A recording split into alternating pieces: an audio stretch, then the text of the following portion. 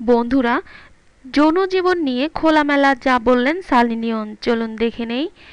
Porn ছবির নাম নিলেই প্রথমেই আসে বলিউড তারকা সানি লিওনের নাম।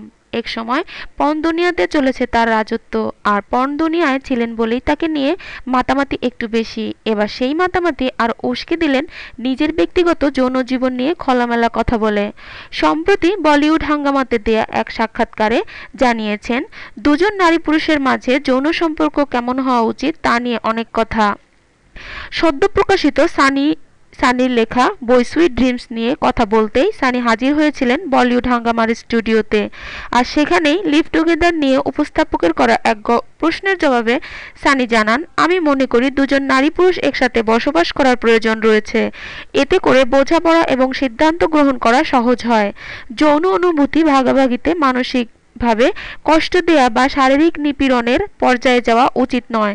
যৌনতায় ঘনিষ্ঠতা থাকা চাই ভালোবাসা, হোক সে আপনার মেয়ে বন্ধু অথবা স্ত্রী।